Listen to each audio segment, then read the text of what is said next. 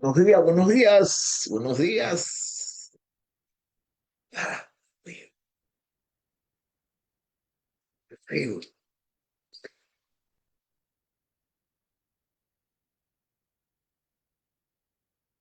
Ay, Dios mío.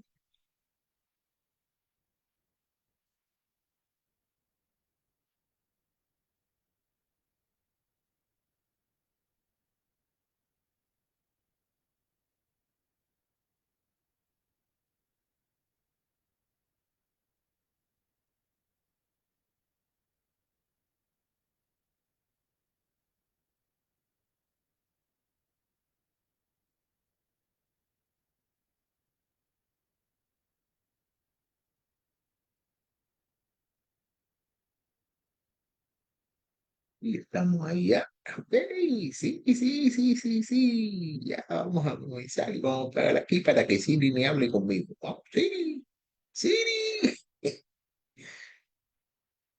Ya, ya Siri no habla conmigo. Vamos a ponerlo aquí, aquí para que no se caiga. Ya vamos a comenzar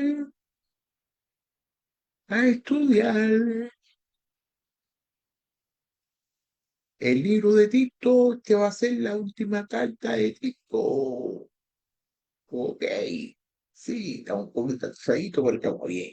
Bueno, vamos a estudiar el libro de Tito. Buenos días, buenos días. Vamos a estudiar el libro de Tito, capítulo 3. Aquí vamos a estudiar el capítulo 3, que es Viviendo en la Gracia, que es un llamado de acción, un llamado a la acción. En Tito, Pablo instruye a Tito sobre los creyentes, sobre cómo los creyentes deben vivir en sociedad, recordando la necesidad de someterse a las autoridades, actuar con bondad y mostrar un testimonio ejemplar. Se enfatiza la transformación que trae la gracia de Dios, resaltando que no somos salvos por nuestras obras, sino por la misericordia de Dios. Este pasaje puede ayudar a los cristianos a entender el valor de vivir de acuerdo con los principios del reino de Dios, incluso en medio de un mundo hostil. Les anima a modelar el carácter de Cristo, mostrando amor y sumisión y siendo agentes de cambio en sus comunidades. Esta enseñanza que nuestra, esto nos enseña que nuestra respuesta a la gracia de Dios debe ser manifestarse en acción concreta de amor, obediencia y testimonio. La gracia no solo nos salva, sino que nos empodera para vivir vidas que reflejan a Jesús. Cristo es la máxima expresión de la gracia que Pablo menciona. Es por medio de su sacrificio que hemos sido renovados y justificados. Nuestra nueva vida en Cristo nos llama a vivir de manera digna de esta gracia, llevando el mensaje de salvación a otros.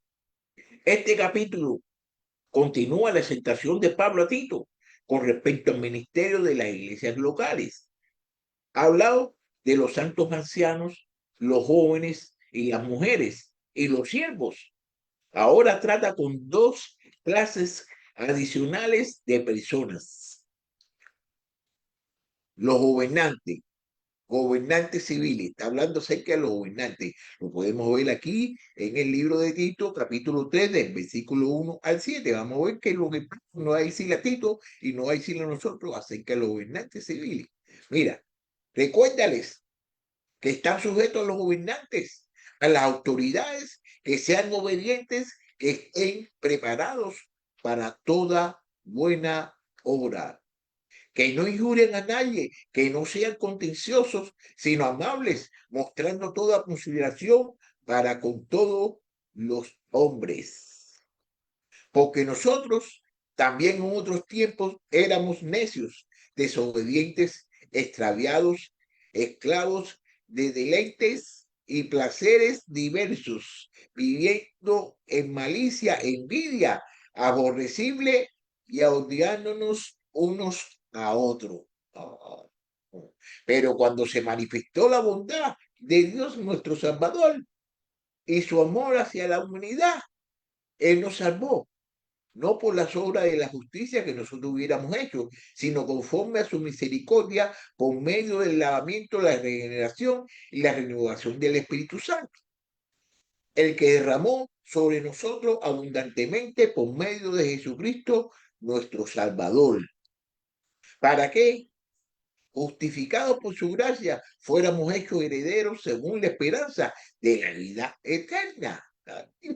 Los cristianos, los cristianos deben ser buenos ciudadanos. Los cristianos deben ser buenos ciudadanos. Es cierto que nuestra sociedad, eso es cierto.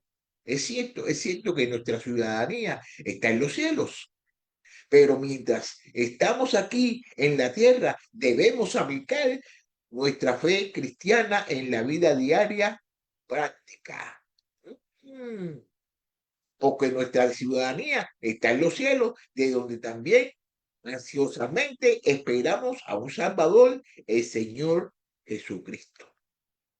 La iglesia no debe involucrarse en políticas partidistas, pero ciertamente el pueblo cristiano debe buscar aplicar los principios cristianos a los asuntos de la ciudad y la nación. Sométanse todas personas a la autoridad que gobiernan, porque no hay autoridad sino de Dios, y las que existen por Dios son constituidas. Por tanto, el que resiste a la autoridad o lo ordenado por Dios se ha opuesto, y los que se han opuesto recibirán condenación sobre sí mismo. En conclusión, sean todos un mismo sentir, compasivos, fraternales, misericordiosos y de espíritu humilde, no devolviendo mal por mal, un insulto por insulto, sino más bien bendiciendo, porque fueron llamados con el propósito de heredar bendiciones. Incluso, incluso si el creyente no puede honrar la conducta personal del gobernante, debe honrar el cargo y las leyes del país. Por supuesto, si las leyes contradicen la palabra, la primera lealtad del cristiano es a Dios. Esa es la primera lealtad. Pero Pedro y Juan le contestaron, ustedes mismos juzguen si es justo delante de Dios obedecer a ustedes en vez de obedecer a Dios. Pero Pedro y los apóstoles respondieron, debemos obedecer a Dios en vez de obedecer a los hombres. Listos para la buena obra. Sugiere que cristianos deben apoyar lo que es bueno en el programa del gobierno. Ciertamente, muchas de las grandes reformas humanitarias del pasado han sido lideradas por hombres de principios cristianos. Y no debemos ser menos espectadores cuando es posible que hagamos el bien. Los cristianos, los cristianos son la sal de la tierra y la luz del mundo. Por lo tanto, debemos involucrarnos en las buenas causas del gobierno, siempre que nos comprometamos nuestras convicciones ni obstaculicemos la obra del Señor. Algunos cristianos piensan que lograrán su propósito mediante argumentos. Y en el versículo 2, Pablo advierte contra la difusión de mentiras con malas intenciones y el inicio de peleas. La ira del hombre no produce la justicia de Dios. La gentileza y la mansedumbre pueden ser más fuertes incluso que el poder político. Los cristianos dependen de diferentes armas mientras luchan contra el pecado. Yo mismo, Pablo, le ruego por la mansedumbre y la benignidad de Cristo. Yo, que soy humilde cuando estoy delante de ustedes, pero osado para con ustedes cuando estoy ausente. Luego, pues que cuando esté presente no tenga que ser osado en la confianza con que, no con que me propongo. Proceder resueltamente contra algunos que no consideran como si anduviéramos según la carne. Pues aunque andábamos en la carne, no luchamos según la carne, porque las armas de nuestra contienda no son carnales, sino poderosas en Dios para la destrucción de fortalezas, destruyendo especulaciones y todo razonamiento activo que se levanta contra el conocimiento de Dios y poniendo todo pensamiento en cautiverio a la obediencia de Cristo, estando preparado para castigar toda desobediencia cuando la obediencia de ustedes sea completa. El creyente, el creyente sabe cómo confiar en que Dios peleará su batalla después de que haya hecho todo lo que pueda. Nunca vayan a nadie más por mal. Respeten lo bueno delante de todos los hombres. Si es posible, en cuanto de ustedes dependan, estén en paz con todos los hombres. Amados, nunca tomen venganza ustedes mismos, sino den lugar a la ira de Dios, porque escrito está, mía es la venganza, yo pagaré, dice el Señor. Pero si tu amigo tiene hambre, dale de comer, y si tiene sed, dale de beber, porque haciendo esto, carbones encendidos amontonarás sobre su cabeza. No sea vencido por el mal, sino vence el mal con el bien. La mansedumbre no es debilidad, más bien es poder bajo control. Jesús fue manso, pero sabía cómo ejercer el poder.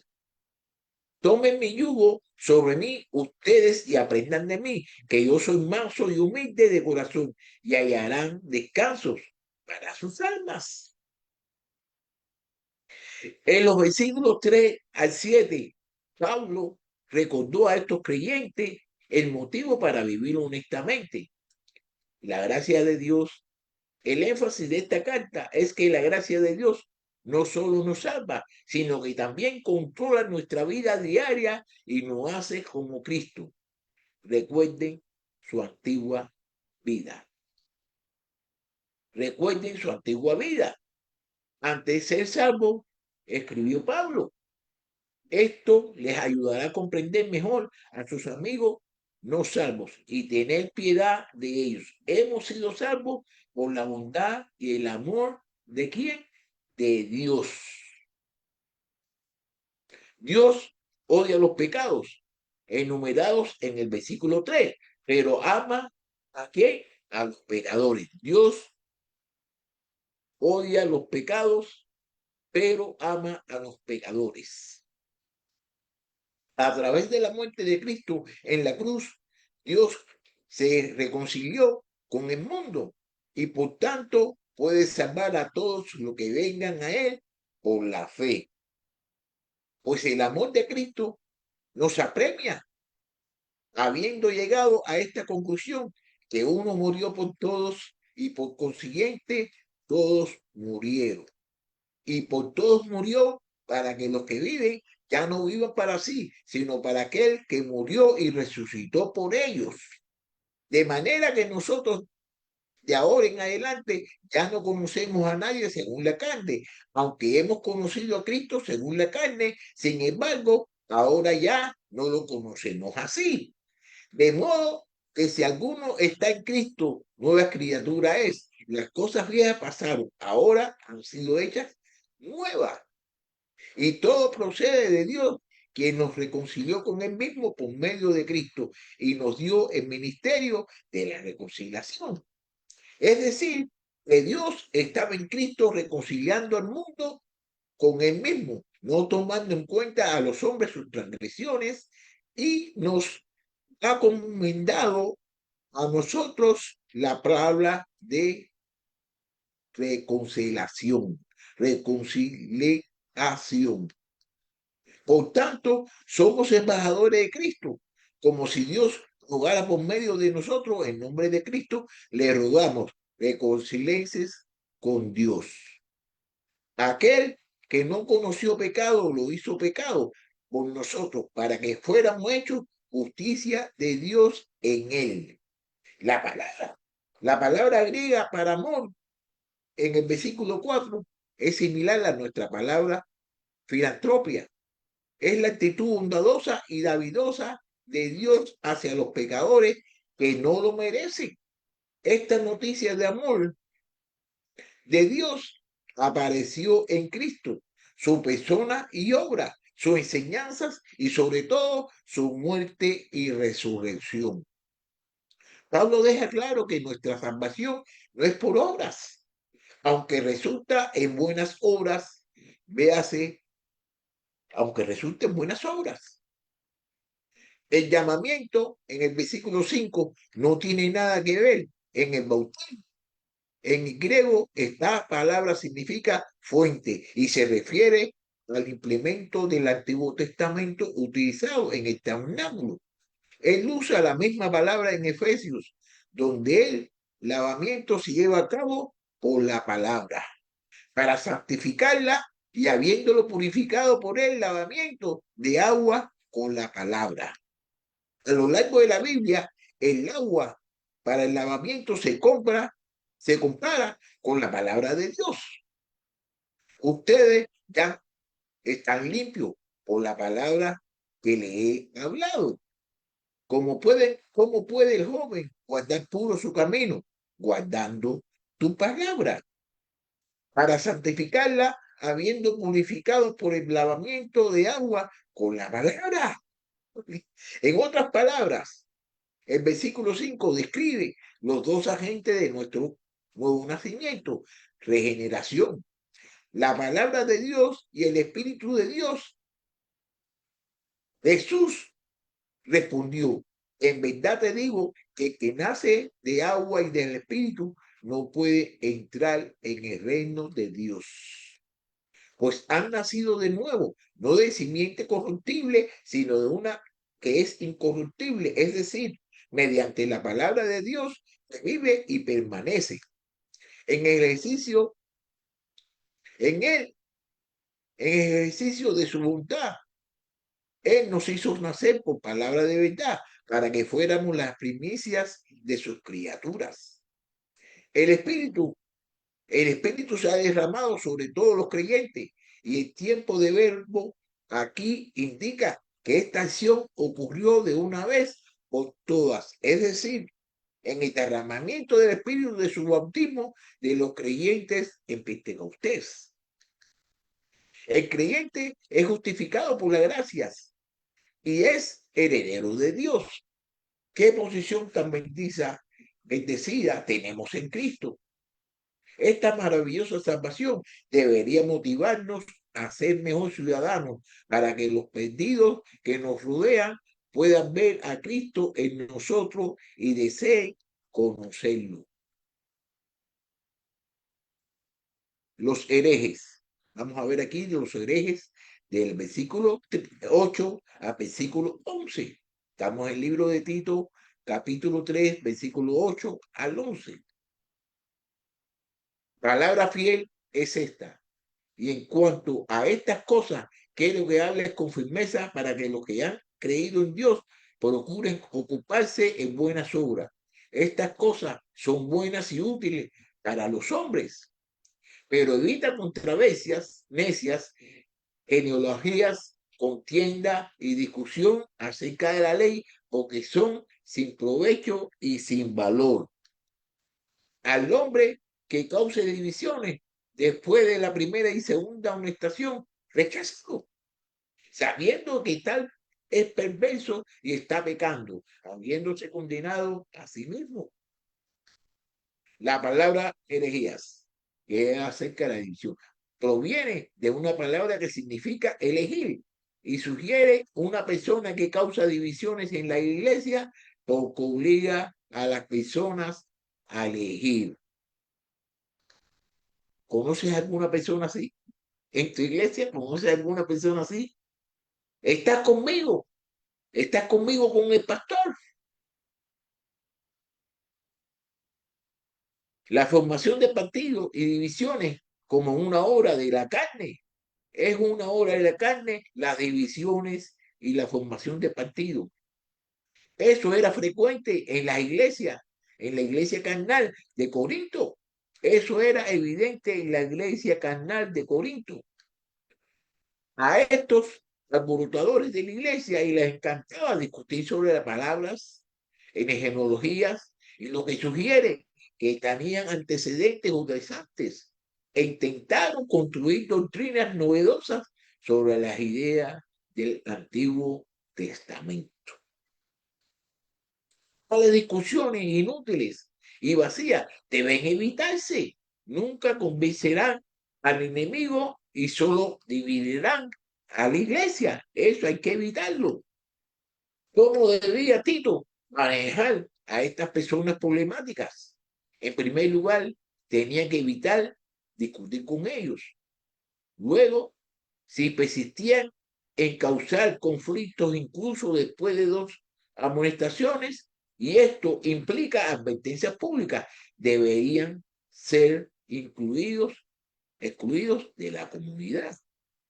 Los miembros de la iglesia que causan divisiones y luego llevan su membresía a otra iglesia, deben ser dejados ir. Si regresan, pero manifiestan un espíritu de arrepentimiento, deben ser advertidos y recibidos. Si causan problemas de nuevo, se le puede conceder el derecho de transferirse una segunda vez. Pero si intentan regresar de nuevo, no deben ser recibidos en la comunidad.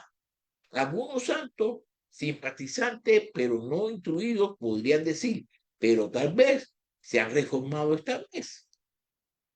Pablo señala en el versículo 11 que tales personas no se reformarán, están trastornadas y en un estado de pecado constante, es decir, están más allá de la solución. Nuestra iglesia tendría menos divisiones si los pastores y oficiales observan este importante principio. Pablo cerró breve carta con información sobre los viajes de sus compañeros en la obra del Señor. Informa a Tito que viene refuerzos para ayudarle en el difícil ministerio en Creta. Artemas o Tiquico lo represaría para que pudiera unirse a Pablo en Nicolios. Pero mientras tanto, Tito debía permanecer en el trabajo hasta que alguien llegara para continuar la obra. Es bueno, es bueno tener en cuenta que Dios no destruye un ministerio para edificar a otro. Dios no destruye un ministerio para edificar a otro. Cuando Él mueve a un siervo, tiene un reemplazo listo para entrar en acción. Si no hay un reemplazo listo, podría ser una indicación de que no es el momento de moverse. Parece que Zenas y Apolos fueron quienes entregaron esta carta a Tito. Pablo aconsejó a Tito que les ayudara mientras continuaba su viaje, que probablemente era una misión especial para Pablo. Los cristianos deben ayudarse unos a otros mientras están en su servicio. Y tal vez me quede con ustedes aún pase allí el invierno para que me encaminen a donde haya de ir. Por tanto, nadie lo menosprecie, más bien envíenlo en paz para que venga a mí, porque lo espero con los hermanos. Cuando vaya a España, los visitaré, porque espero verlos a pesar de que me ayuden a continuar hacia allá, después de que haya disfrutado un poco de su compañía. Sin embargo, debemos tener cuidado, de no ayudar a aquellos que enseñan falsa doctrina. Debemos tener cuidado de no ayudar a las personas que enseñan falsa doctrina. Y conocemos y vemos muchas personas que enseñan falsas doctrinas. Si alguien viene a ustedes y no trae esta enseñanza, no lo reciban en casa ni lo saluden.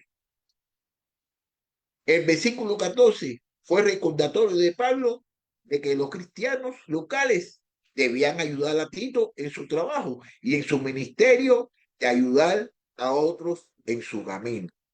El pastor, el pueblo y el pueblo deben compartir este ministerio de hospitalidad, ánimo, llenos de frutos de justicia. Debería describir a todos los cristianos y no solo al pastor y a los oficiales, para que anden como es digno del Señor, haciendo en todo lo que le agrada, dando fruto en toda buena obra, creciendo en el conocimiento de Dios. Se roba un saludo apostólico, uniendo el amor con la fe. La gracia sea con todos nosotros. Marca la carta como genuinamente de Pablo. Yo, Pablo, escribo este saludo con mi propia mano y esta es una señal distintiva en todas mis cartas. Así escribo yo. Nuestra vida en la gracia de Dios debe llevarnos a actuar con amor y obediencia, impactando positivamente a nuestra comunidad y reflejando el carácter de Cristo en nuestra vida diaria. Se lo voy a repetir, con esto voy a finalizar este libro. Nuestra vida en la gracia de Dios debe llevarnos a actuar con amor y obediencia cuando nosotros estamos con Cristo, cuando la gracia de Cristo vive entre nosotros, la gracia de Dios. ¿Qué sucede? Debemos actuar con amor y obediencia, tenemos que ser obedientes, impactando, tenemos que, cuando seamos así, vamos a impactar positivamente a nuestra comunidad. Entonces vamos a reflejar, ¿qué vamos a reflejar? Vamos a reflejar el carácter de Cristo en nuestras vidas diarias. Si no estamos reflejando el carácter de Cristo en nuestras vidas diarias, no estamos haciendo lo que Dios quiere que nosotros hagamos. Así que ya yo voy a terminar esta clase y con esta mismo voy a terminar ya el libro de qué, el libro de Titos. Entonces el miércoles vamos a estudiar el libro de Filimón, que es un solo libro, es un solo capítulo y no me recuerdo mucho cuántos versículos tiene, pero es un solo capítulo.